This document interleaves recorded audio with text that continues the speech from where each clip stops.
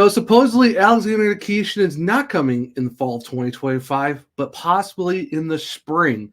But that brings us to one question. Who's the real Canes' number one prospect, him or Bradly Nadeau?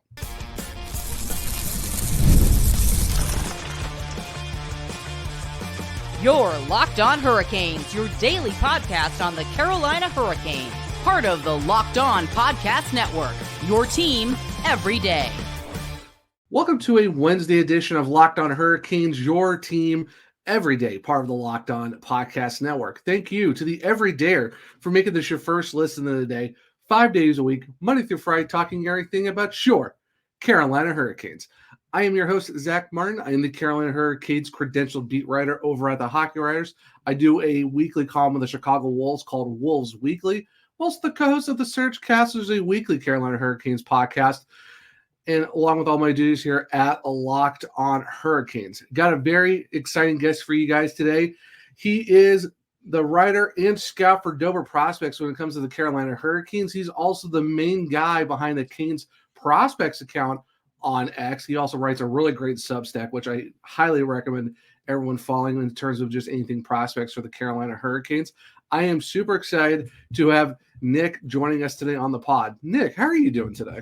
I'm doing good. Thank you for having me here. I do a lot of things prospect related. I watch a disgusting amount of preseason MHL hockey. It's these games start at like 3 a.m, and I just go back and watch replays. My God, there is hockey being played that I don't know if I ever want to watch, but it exists, and I watch it. Yeah, you're a better man than me because I don't know if I can get up at 3 o'clock in the morning to do all that. And before we jump into all the things prospects today, today's episode is brought to you by Gametime. Download the Gametime app, create an account, and use code LOCKEDONNHL for $20 off your first purchase. Terms apply. Now, for this episode, we are going to be doing, talking about Alexander Nikishin, how there's the big news about him coming over to the NHL, hopefully in the spring of 25 and not next fall. And we also get to talk about who is the real number one prospect in the Hurricanes organization. Is it Nikishin? Is it Nadeau? Or is maybe someone else? And then later on, we're going to talk about pretty much all things else prospects of looking around the AHL, maybe a little bit lower and even over there in Europe. So a lot of prospect talk today. I know, Nick, I know you, especially on social media, I think you probably get tagged the most in terms of anything just Canes prospects. Like, what's that been like, just taking over for Matt Soma and running that account and being like the go-to guy essentially for anything Hurricanes prospects? It's been weird. In complete honesty, he did an awesome job before me. Yeah. I kind of just became friends with him over time due to a lot of my stuff that I did before I really started getting into writing and prospects. He had seen some of my stuff, and we just started talking from there. He eventually got, obviously, his bigger jobs with Coquitlam in the BCHL. So he obviously needed somebody to help do the day-to-day stuff and was like, hey, you want to do it? And I was like, sure, why not? And then it just kind of morphed into him not having time, and I said, I'll do it. And I've been doing it. It's been awesome. It was weird at the dev camp having Patrick Hammerla come up to me and say, oh, I know you. And I'm like, oh, dear God, how? It's like, oh no, I hope I wrote something good about this guy, because I was gonna say I've never wrote a bad thing about him. Nice guy. He just was like, yeah, no, his dad is just overly energetic on social media, and I appreciate his dad with all my heart. But yeah, no, it's been nice. Covered the 2024 was the first draft that it was just me, not Matt. Matt did the last one, and then that was his last one. This has been my first full year taking over full time, and it's been great. I've enjoyed my time. It's obviously got me to watch a lot more hockey. It's got me in a lot more interesting situations with obviously growing, but I'm thoroughly enjoying it. I'm happy that I got to take it over. Yeah, you've been doing absolutely amazing things, Matt. I've taken over for Matt and stuff like that. And yeah, just reading your Substacks, even from the development camp this summer and all that, and just dropping all the videos on social media and the Substack and stuff like that. It's like, hey, I'm like, all right, what's going on with the prospects? I go over to you, and I'm like, okay, yeah, there's some good things going on over here. So yeah, a lot of exciting stuff. Matt did such an awesome job covering, especially the showcase last year, because he got to go yeah. This one's in Nashville. There's no way. I have school in like a week. It's not going to happen. But Yeah, I don't blame you. It's like, I don't know about that. Development camp was so cool. I had never really gotten to experience something like that. I had gone to the University of Maine this past March, and I got to go there and talk to both the Nadeaus, their family, incredibly nice people. I love them to death, but this one was completely different. And Igor Velmakin obviously became the homie, the best friend of mine, and just the most energetic goalie I've ever seen. He was just so happy to have somebody there, and like he was happy somebody come up and talk to him, and he just became a little ball of energy that everybody kind of endeared himself toward. And obviously, it was just a really, really enjoyable time getting to talk to a lot of the prospects and getting to see all that. It was just really cool. I'm happy I get to experience something like that. Yeah, no, that's really awesome. It's awesome just to be able to see like how, for a team like Carolina, you kind of see like the development of just being able to see more people start covering these guys a lot more, because you don't really see that. I mean, all these other teams have a lot of people who do a lot of prospect stuff, but in terms of the Canes, it's not a lot. So it's kind of cool to see the fact that you and Matt have kind of like just continuously keep bringing in the prospect content that everyone's been kind of vying for, because everyone's excited. Like, I think even more so the last few years, prospects has become more and more exciting, because in the past, it's been all right, who's on the NHL team, we'll worry about whoever comes up eventually. But now it's like, I feel like anything with Chicago or even anything over in Europe, like everyone is basically like right on it from the jump.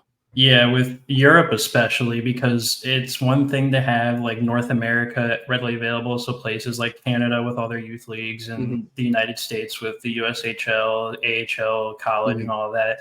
But especially with Europe, people just don't have the ability to watch that all the time. And that's something that I've just decided to do and try and watch as much as I can. And it seems as if that's kind of where everything is going to be better, just because it's not a lot of people watch it. It's one of those things that's tougher because it's on in like the afternoon and it's on in the morning when people are doing stuff. And, for a kid who's still in college who has a little bit more free time than everybody else, it might be a little bit easier for me.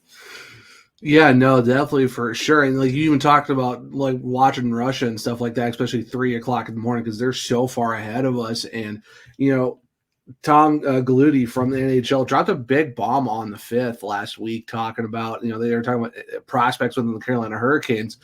And I know everyone would probably be remiss or just kind of upset with me if I didn't bring this guy up first, because he's like the talk of the town, basically. And the fact that everyone's just like foaming at the mouth for this guy, because me and you basically, like, I know you kind of started the joke of 2025, and I kind of just didn't go along with you guys, because it's just like, it's relax. He's coming.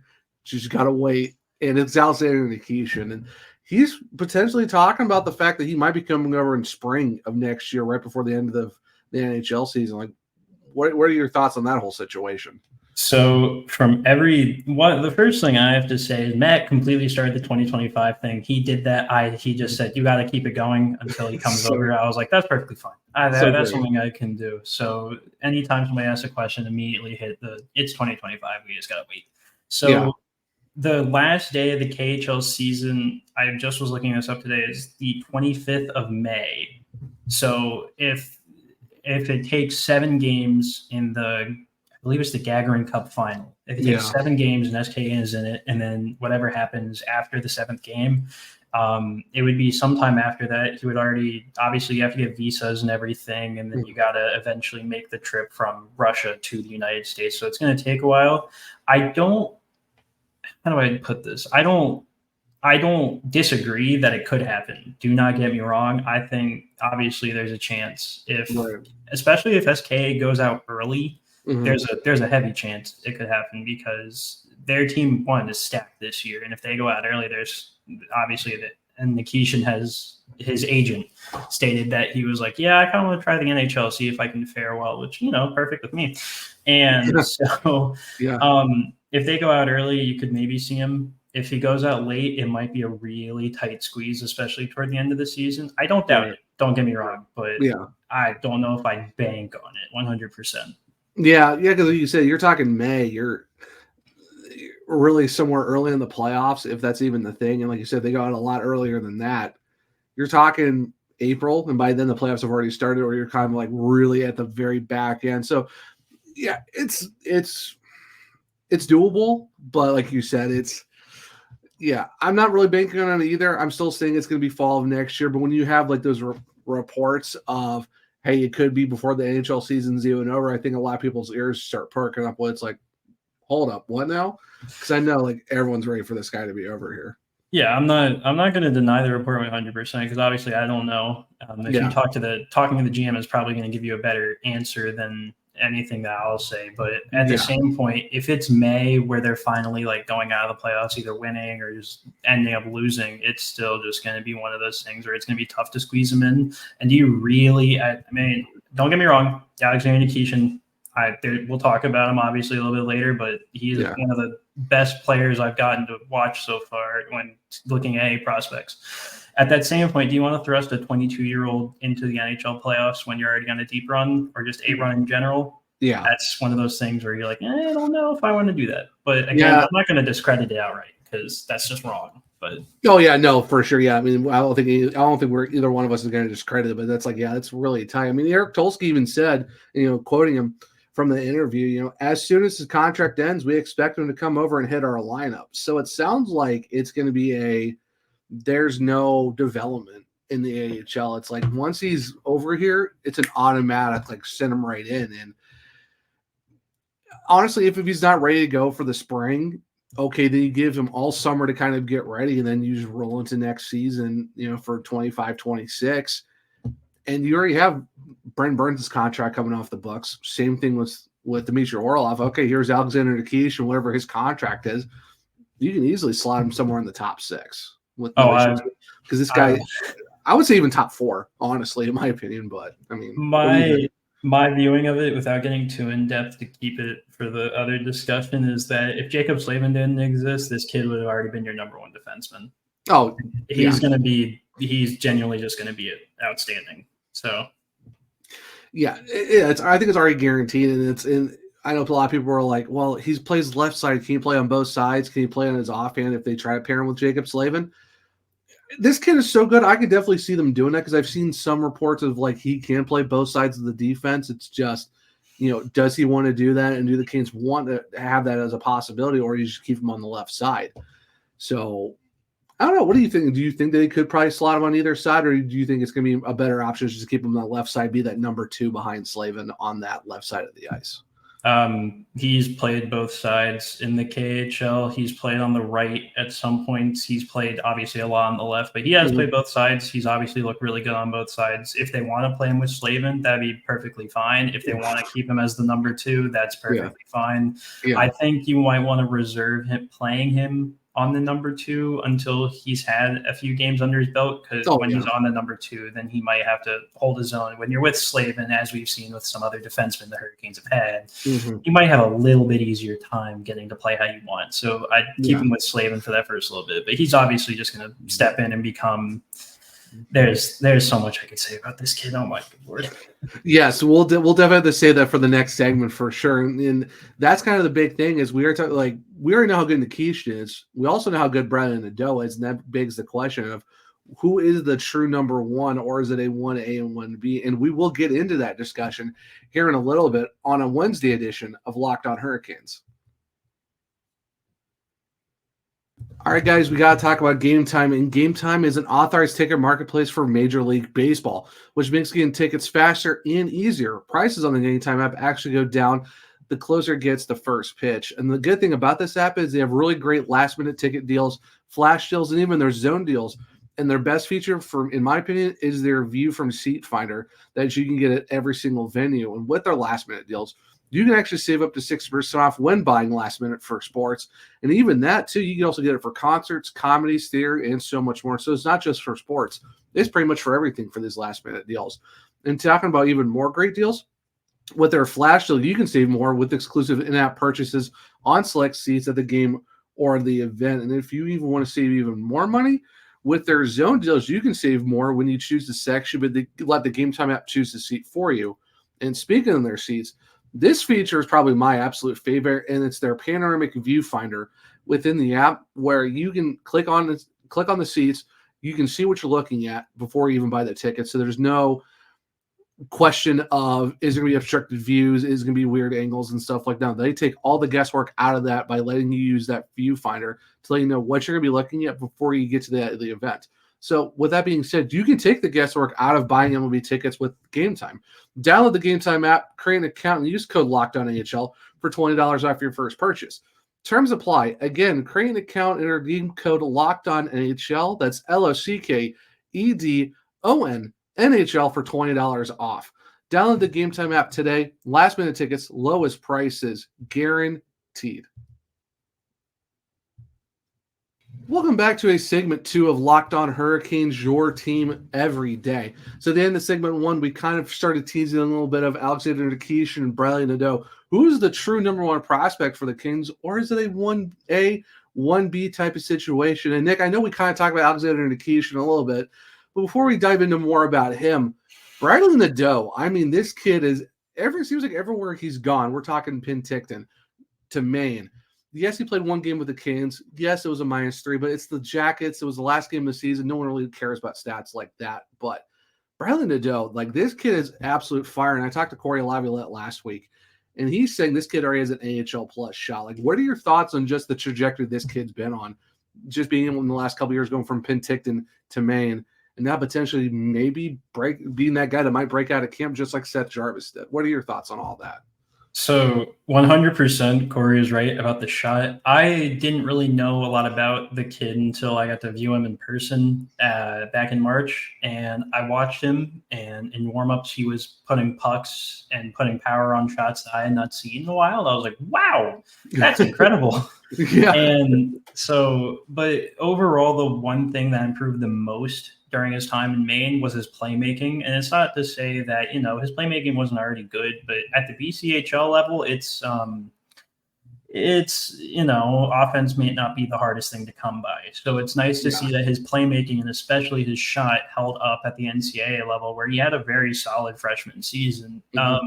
Going in, I've kind of seen the roster, obviously, and it kind of seems tailor-made that they need a second line left winger of some kind. And well, you have this guy who can give you top 6 minutes. He back checks pretty well. Obviously, his shot, they put him in the Ovi spot on that one game that he played, and I think he ripped 3 85-mile-an-hour shots immediately. Yeah, and you gotta respect the kid for doing that. I mean, you can't.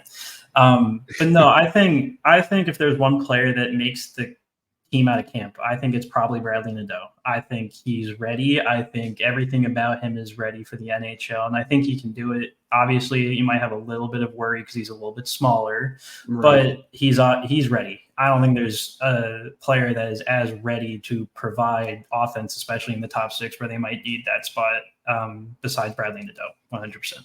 Yeah, no, and I completely agree with you. Yeah, because with the Hawkers, I wrote a piece on like this kid has the shot to make it. I think he has a legitimate reason to be that guy. And a lot of reports I've seen, I know Daily Faceoff has projected him as that second line left wing. I've put him there. Corey Laviolette even said maybe he might be a top 6 guy because you really they have him listed as wing or center, so he could potentially play right if they want to.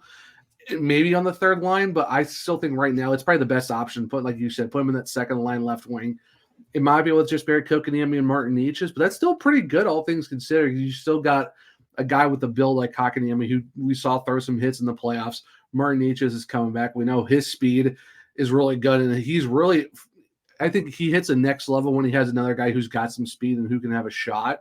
And Bradly Nadeau has that. So if you're looking at a Bradly Nadeau, Kotkaniemi, Necas second line, I don't think anyone's really going to scoff at that, even with his size issue. But even then, we all know size doesn't really matter because look at Seth Jarvis. He's not the tallest guy in the world either, but he just had a career year with torn labrums and torn rotator cuffs. So, I mean, yeah, this could be the first guy we've seen since Seth Jarvis to make it out of camp, in my opinion. In regards to Seth Jarvis, Matt described him to me because he did that draft. But he described him as a player that has the mentality of that dog in him. He is just one of the funniest players to watch on the ice because he's all 5'10", but he does not care about his size. He will hit you, he will forecheck you, and he will get the puck and he will do things with it. Nadeau might not be that forechecking presence. He is a pure sniper, one of the better ones I've seen, especially in the prospect system. But I think second line left wing, you give him Kotkaniemi, who has very good defensive underlyings, and Marty Necas, who, if he learns how to back check, that would work. And so one of those things where that line is good. Obviously, people are not going to be happy with it because it's a guy who's played one singular NHL game, but Bradly Nadeau's ready. And that second line left wing, I think is tailor-made for him. Oh, yeah, no, 100%. I mean, that's if anyone's really mad at that, it's like, well, who else are you going to slide there?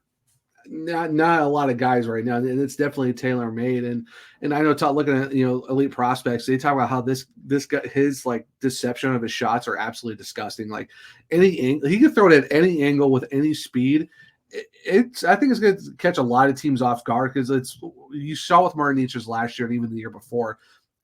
If he uses deception a lot and changes his shot angle at different times, it catches a lot of teams off guard. Because I remember one game he was in between like 4 defensemen and put it on the net. And I still think it's the same thing for Bradly Nadeau. And this kid's 18, 19 years old, and his deception is already that high.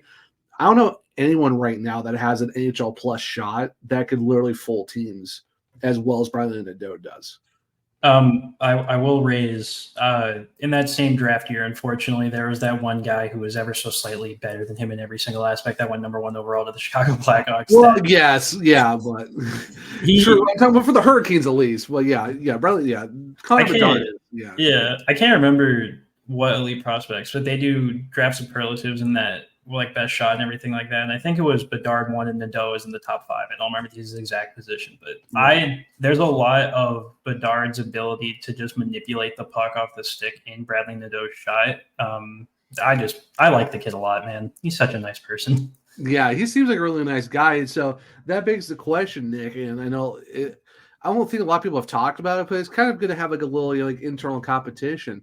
If you're looking at top prospects, you know how like a lot of these other sports have like, okay, here's your number 1 prospect to like your whatever, not like 50 or whatever it is. For the Hurricanes, who would you say is the quintessential number 1? Is it Bradly Nadeau or is it Alexander Nikishin? I know it's 2 different positions, different skill sets and stuff like that, but if you had to kind of rank those 2 guys, who is number 1? Or is this a 1A, 1B situation here? Not to disrespect Bradly Nadeau at all. It's Alexander Nikishin through and through. He's been the most talked about person. He's been the most hyped up person, and that is for a very good reason. He's led the top power play. He's led the top penalty kill. He leads all defenseman time on ice. He just put up the 3rd most points in a KHL season all time from a defenseman. And he's 22 years old, man. Like there's not a lot of times where you have 22-year-old defensemen that are logging super heavy minutes that are also putting up a lot of points. It just doesn't happen that often. And that's no disrespect to Bradly Nadeau, but Nikishin is a true workhorse number 1 defenseman that they're going to have the luxury of not having to play a ton of minutes because they already have a guy that does that, except for the power play, obviously. But it's Nikishin through and through. And just real shout out to Daniel Bachner and the entire SK developmental staff from saving that poor kid from Spartak's reign of terror, where they had him running net front on the power play. That I don't know why. That is just no.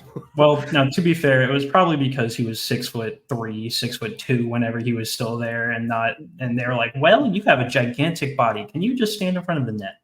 Which, funnily enough, Greg Carvel at UMass had Scott Morrow do the same thing this past year.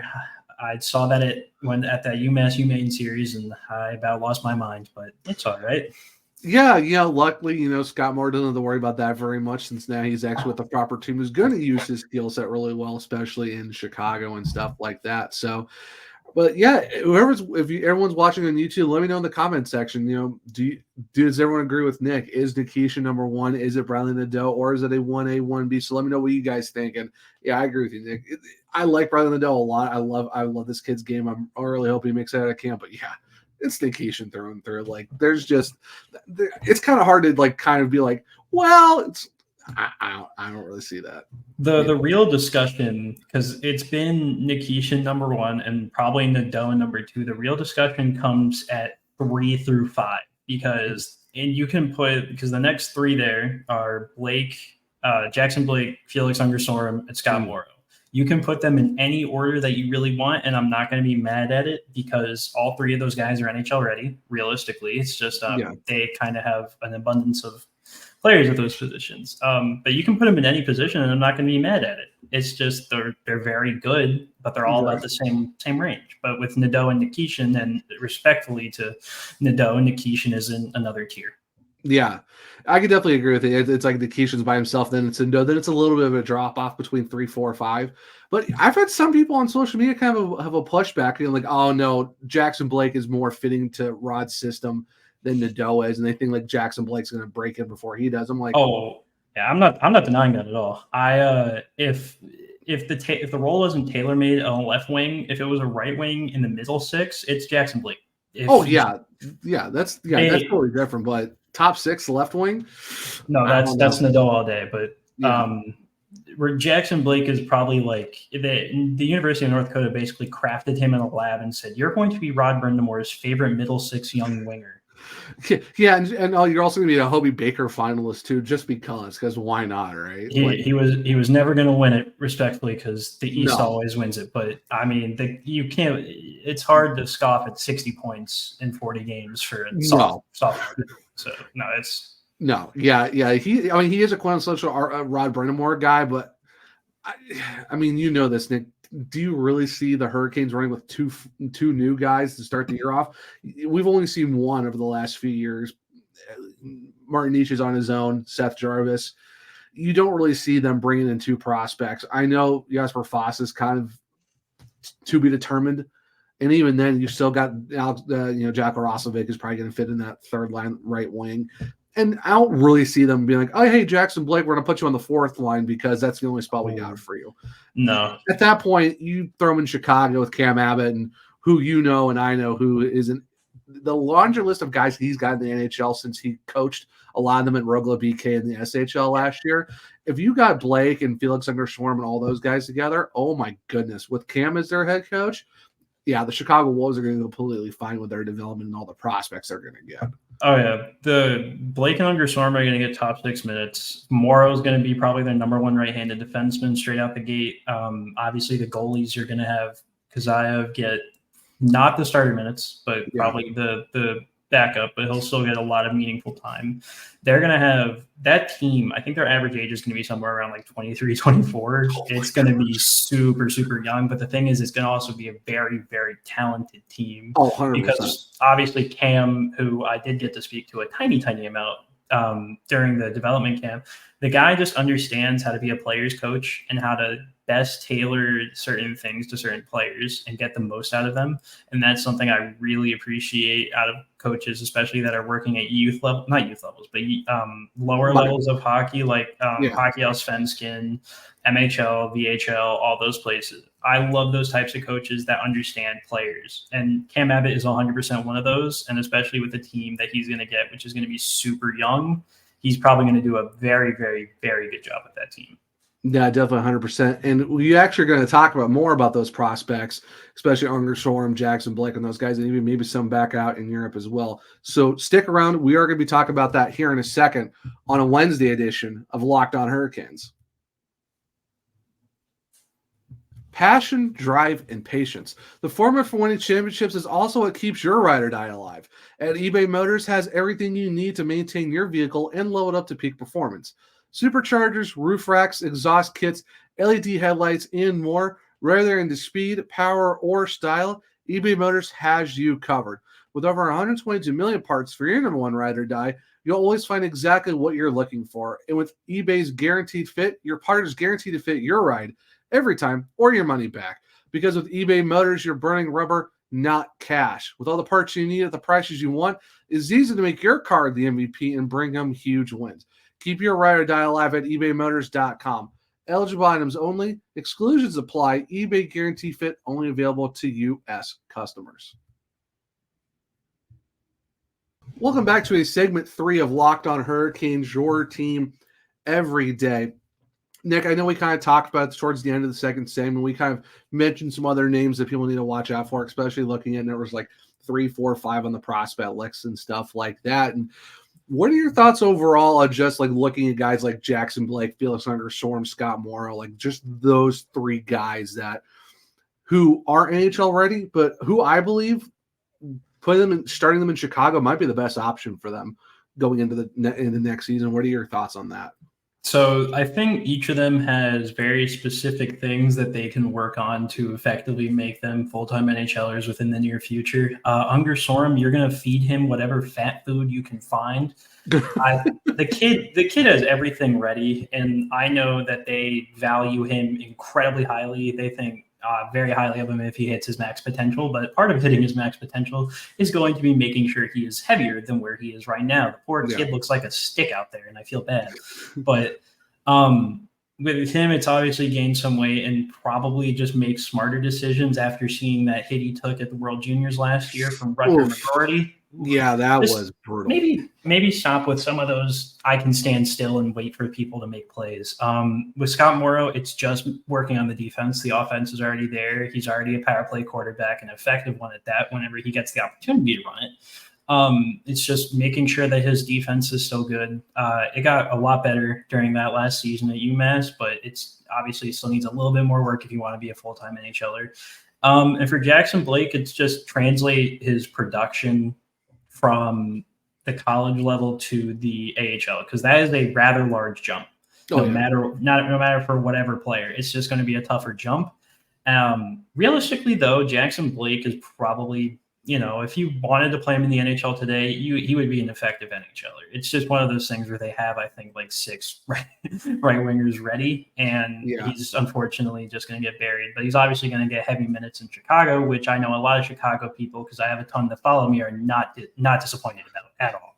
Yeah, no, not in that case whatsoever. And I always been saying this about this for Elgner Storm. Like, I really like the kid. I think he could do really well. It's just, that's a huge jump going from the SHL straight to the NHL with no North American ice experience. And that's a big difference.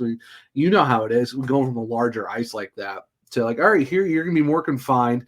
And these guys are bigger, faster, and stronger. And I know you're playing against men in the SHL, but man, the AHL and the NHL, that's a whole different beast, especially for a kid like that who's, like you said, does need to work on some things. So it's a good thing to have. Maybe it's starting in Chicago. Just be like, we're going to get you used to North American ice first before we just throw you out to the Wolves. It's probably going to be everybody's got a few dad jokes lined up, but the biggest jump that I have seen that's been the toughest for any player is going from the MHL or the VHL to any sort of North American hockey. It's just been one of those jumps where you're playing, mainly against 20-year-olds to, you're playing against a 30-year-old who's, could be 6'3" or something like that, maybe 225, and you're just going to get hammered.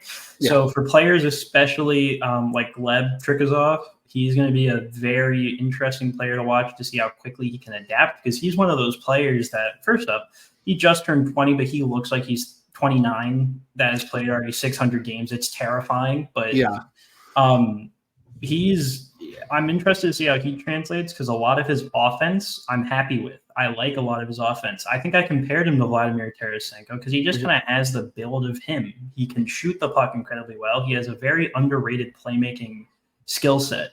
The issue is the 50 feet of his ice that his defenseman claim, and he might not be the greatest in that zone, but obviously you can work on that. And especially Kazayev, that's going to be a jump going from playing 20-year-olds to playing against these certified players, and especially when you're a goalie, it's obviously going to be tougher. But the kid is a giant. Let me first get that abundantly clear. I'm 6'2". I'm a very confident 6'2". They have him listed at 6'4", and he was towering over me, man. I was in shock. And on skates, he's even taller. Yeah. I think like the middle of his back is where the crossbar is. It's ridiculous. He's a gigantic goalie. Jeez. Yeah. Are you sure it's 6'4" and not 6'6" without the skates? He's gigantic. It's impressive. But no, he's a great goalie. I got to make that abundantly clear. He did incredibly well in the MHL, but I really want to see his production translate. And especially, I think I'm just really excited to watch Chicago this year, especially after not watching a ton of AHL hockey last year because, didn't have any to watch really besides the Springfield Thunderbirds, which was a mixed bag of emotions. Yeah. Like, there's Dylan Coughlin getting all the ice time, and then Ryan Suzuki is there. Well, to be fair to Ryan Suzuki, toward the end of the year, he eventually gained the second line center role. He played on the second power play unit, and he played on the second PK, I think. Yeah. And he did very well in those minutes. It just took him a while to gain that.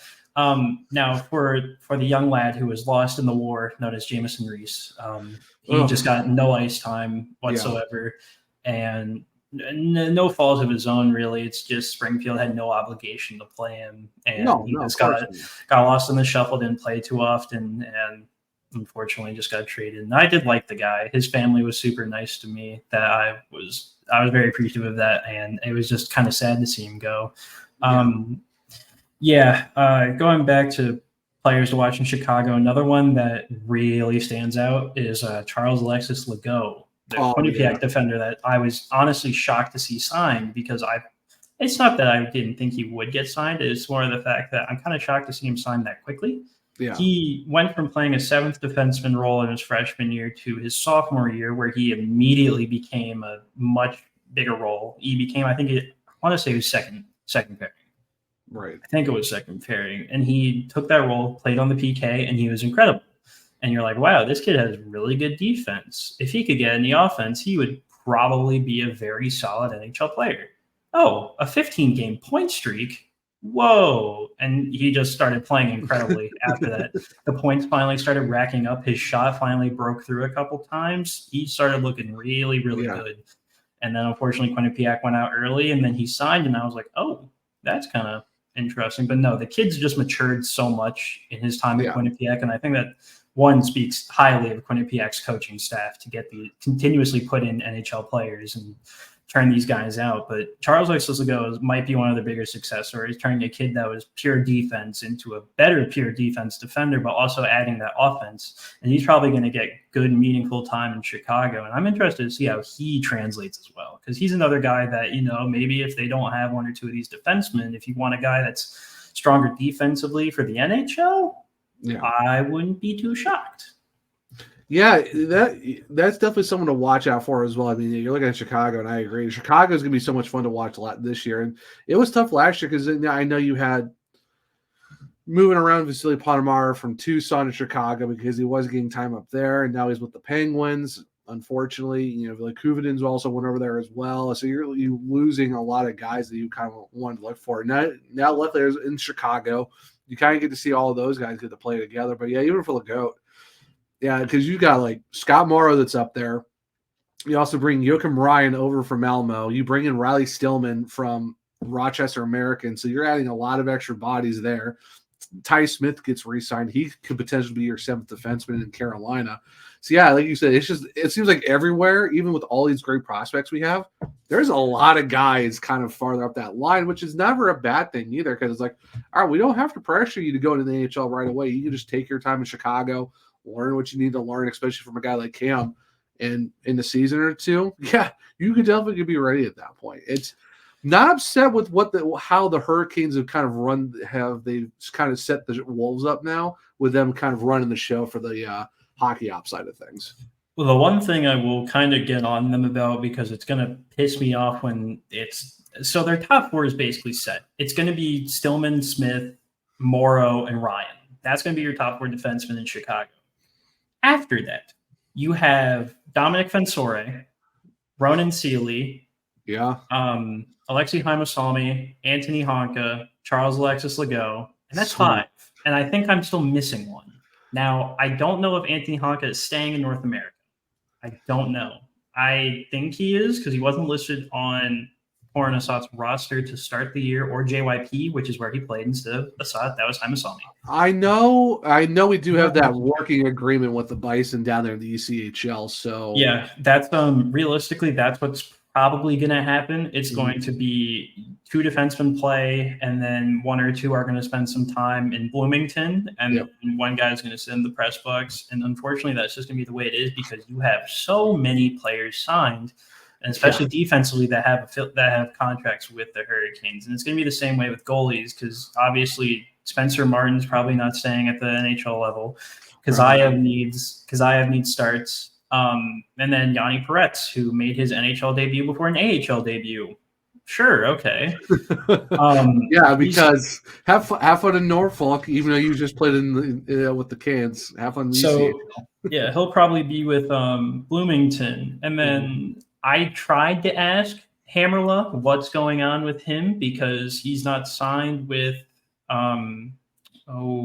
That's what his team was. He's not signed with Ilves, and he's not signed anywhere. And he said to me he wants to stay in North America. He just doesn't know what's going to happen there. I think realistically, give him an AHL contract, give him time with the Bison and see if he can do some things. And I think, do not quote me on it because I could be very wrong, CHL rules are incredibly confusing. They are very much so. I think Jacob Anders can go back to Sudbury. I think. If not, I have no idea where the guy plays. Yeah, I think it would be Sudbury because he played 1 season, 2 seasons there? I think it's 2 seasons. Just the one, but the thing is he's 20. But I think his birthday is early or late enough to where he can play another season. Because I think it's the overage. I think it's like they also have an overage year too or something like that. Yeah, the CHL and all their rules are just absolutely bonkers. Of like, sure, here's your super exceptions, or here's your overage year, but like an extra season, you're older than pretty much everyone. But it's like, okay, yeah, cool. It's such a backhanded thing because the CHL is so much easier to watch than players in Europe. But I really appreciate them not taking a ton of drafters from the CHL just because I think playing in Europe is much more value. Just thinking of guys to watch for that just off the top of my head, Justin Poirier. I love that dude. I love this kid. Like the shortest king. Just watching his highlights and what he can do and just the stats he put up. I know it's the QMJHL, but oh boy. The kid, he had, take Seth Jarvis's mentality of how you work on the puck. You apply that to a kid that's 3 inches shorter and standing at 5'7", but then you give him a guy. I put his shot comparable to Bradly Nadeau coming out of his draft class, and you're like, that's going to be an interesting player. Yeah, he's got that Nathan Gerby in him. You ain't gonna push me around. He's such a weird because I see a 5'7" guy starting to go on the forecheck and hounding players, and I just have a smile on my face because I'm like, how this is impressive, man. Yeah, he's got that Theo Fleury, Nathan Gerby. Like, yeah, I might be short, but I'm still going to give it to you. So. I asked him about that at camp. I was like, obviously one of the big things about your draft was, you're kind of smaller, but every time people watch you, they're impressed because you don't play like it. Is that just something you developed over time and he just said, yeah, to succeed and thrive in the league that he plays in, with a little bit of physicality, you have to adapt, and he's adapted obviously, and he's done very well for himself. So I'm interested to see that. Just thinking of guys that have played, Dominic Bedenka played on the first pair today in his preseason game. I had no way to watch, unfortunately, because they put it behind a Swedish paywall, and of course, I don't really know if I want to pay for that. But it's like I don't know about that. I'm interested to see that that's basically their full strength defense with Robin Salo and a few other guys, and he was playing on the first pairing. I was interested by that. I think that's something to look for. And obviously he's their higher drafted player this year, so people are going to obviously want to pay a little bit more attention to him. Yeah. Thinking in Russia. So I have to go through the catalog of players here. They've 6 in the past draft, a few in the more recent ones. It's like, let's see, we have the Carolina Russians, the Finnish Hurricanes. Yeah, it's like Finland and Russia. Pipe them right to Raleigh. Sweet. They maybe not Finland anymore. They've kind of shied away from it. It's legitimately been the SHL in Russia. If you play in one of those leagues, there's a high chance you're wearing red and black on draft night. Yeah, pretty much. I think some of the more interesting ones, any of the Russian defensemen that are above the height of 6'4", so I think that's Shakrin, Cole, Nikishin, obviously. Yeah. Suryatsky, I think, is 6'3", but any of those Russian defensemen, I'm super intrigued by just to see, like, they can produce defensemen. Russian defensemen just keep coming out and appearing. I think Suryatsky is probably going to be the best one of that bunch. I think his range is probably the best, and his skating especially is the more advanced of all three of those guys. Forwards, obviously, you have the Russian Michael Bunting and Nikita Artemonov, who I was so happy that they took. Great pick for sure. He's going to be really fun, and especially on the Torpedo team that has a coach that's kind of like Abbott in the sense that he trusts development in players over anything else. And Artimoto is going to play the full year at the KHL level and probably get some high minutes. Yeah. I'm interested to see that. Alexander Rykov with Tractor, he broke into the KHL this past year but didn't stay full-time. I think this year he does stay full-time, and especially on a halfway decent Tractor team. Interested to see how he does there. Let's see. Nikita Kwap, if he stays in the top flight German league at all this year. I know there's a lot of questions surrounding him and his development because it seems like, from what I've heard, it's kind of somewhat stalled out just because of how everything's been the last few years. But like, what are your thoughts on just kind of where he's at right now? I really liked what I saw in camp. He probably made the most highlight saves out of anybody that I saw. His glove was incredible. He was very, very good. And the main issue was that he just did not get any top flight playing time because Eisbären Berlin, where he played, is a very, very good team. They won the German league. Very good team. So he wasn't going to get playing time there. He moved teams this offseason, and I think he might get some good playing time. So if he has a good year in the German league this year and finally shows that he can do it at a high level, I think there's a shot there. Let's see. It really is tough thinking about all these Russian players because there's so many names. Yeah. I'll go on Flash Score, which is what I use to kind of like comb through scores and points and everything like that. And there's so many Kuznetsovs, Orlovs, and it's like, I don't know how you have so many of these last names. Yeah, so many. There's like here's like all these offs. It kind of reminds you of the Miracle movie where it's like Petrov and it's just like whoever Ov. Yeah, it seems like it's all it is. So yeah, it's just trying to get all the names together. You're like, wait, who am I talking about again? I would think the last one I would say is probably my pick for guy I'm most interested in development. Obviously, we've had Nikishin win it and a lot of these other guys. I think I'm going to put my stake in Vladimir Grudinin. I worked on something that's coming out in a few days about watching a full game of his and kind of putting together pieces on that. But the kid had not a Nikishin level jump, but his development at Severstal this past year was impeccable. He went from a third pairing guy who got maybe 6 minutes a night to becoming their top pairing defenseman, getting 20, including getting top PK time. Right. It was one of the more interesting things. His skating is well along. His defense is really good. He does a lot of blocking the shot with the stick, which is kind of terrifying, but it's something that he can get away with currently. But he put it together last year defensively, and it led to him getting a ton of opportunity. I'm very interested to see if he can keep up with that and maybe get power play time because his playmaking is good. He has good moments, but he needs to put it all together. And he's definitely somebody I'm very interested in going forward.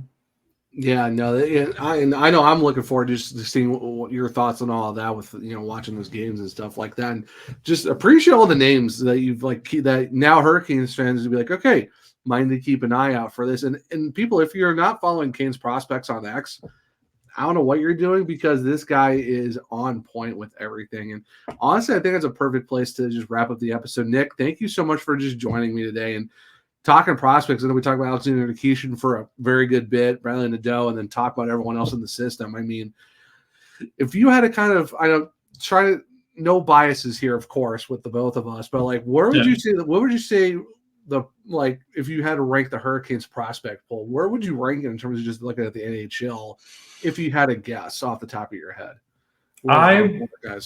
I think a lot of guys like Scott Wheeler and Steven Ellis, I think they get it right. I think the Hurricanes are in a very good spot in like 10 to 15. I think their prospect system is incredibly deep, except for center. Center, they have nothing. But their depth otherwise is incredibly deep. The issue is they don't have a true amount of like guys that are guaranteed to make the NHL. They have a lot of guys that have a ton of talent that could make the NHL. The issue is they don't have it together yet, and you hope them putting it together fully. Yeah. But they have a ton of depth at those positions, and having that obviously is going to boost your stock. I think anywhere from 10 to 15 is probably a good place for the Hurricanes prospects pool.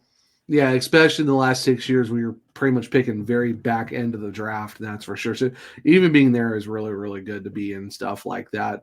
But Nick, before we let you go, and just like, once again, thank you for just all your knowledge on just on the prospects, and now we're going to see people are going to be more in tune of those other guys that we've talked about that are not in the usual list your 5 guys that it is. But where can people find you on the socials, and where they can read all your great stuff that you do on the Substacks?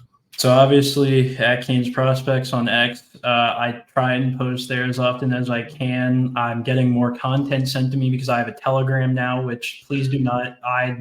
I'm trying to learn Russian for it. It is still a work in progress. The language is incredibly hard, but also English is incredibly hard if you don't live here. So I do understand it. So I try and post as often as I can there. Canes Prospects on Substack, it hasn't been as active just because we're obviously in the off season, but most of the time I run top 5 prospects of the month, which takes prospects go by best performances, who had the best months, kind of tracks their growth like that. I try and do, I guess I'll talk about this now, but I'm trying to do a bi-weekly thing. It's a new series called After Further Review. Basically, I'll take a game from a prospect. I'll watch the entire thing, every shift that they play. I'll take their best few, their worst few, kind of limit it to 5, and say, best things about it, worst things about it. I'm going to try and have that bi-weekly, but I'm not going to commit to that schedule because obviously with school starting on Monday, I can't guarantee anything. Yeah. But it's going to be a nicer look at prospects and kind of show shift by shift and what they're really good at, what they're not good at, just going over these guys. I have a whole series. If you ever need to find a prospect, what they're good at, I did a whole thing going through each prospect and each position group to describe how good or bad a player is and rank them in their groups. If you ever wanted slightly more up-to-date, updates on prospects, I am the current Hurricanes scout and writer at Dauber Prospects. And that is basically every prospect in the Hurricane system. And I give what I hope is somewhat weekly updates on these players and how they're doing and what they're doing and maybe what they could be at the NHL. And I have a personal Twitter, but I'm not going to plug that because it's a lot of just bad wrestling content, really. Yeah. I mean, I do follow both, and I do like the wrestling content, so don't worry about it. It's there. I agree with you on a lot of the stuff that's just like, sure, let's go with that storyline. But yeah. But if everyone wants to follow me, of course, I'm on X at OneTrueZach. The podcast is LO_Hurricanes. I do have a link tree in my bio where you can find all of my articles at the Hockey Writers. I know a lot of it right now is Carolina Hurricanes, but when you get closer to the AHL season as well, expect a lot of the Wolves Weekly stuff to come out. You can check out links to my other podcasts where to watch and listen to SearchCast. For this show, there is a link to where to listen to this podcast on all podcast platforms. If you leave a 5-star rating and review, I might just read it on the show. For the YouTube side of things, make sure to subscribe, hit the bell so you don't miss a show, hit the thumbs up button, let me know that you liked it as well. And like I said in the comments, who do you think is number 1, Nikishin or Nadeau? And then who would be your top 5 prospects for the Carolina Hurricanes? Make sure to share the podcast as well because we are over 930 subscribers. We are on the road to 1,000. And if we hit 1,000, I might just do something special for you guys. But big thanks to Nick once again for joining me today on Wednesday's show of Locked On Hurricanes. Hope everyone enjoys their Wednesday. Hope everyone enjoyed the show. And until next time, as always, let's go Canes.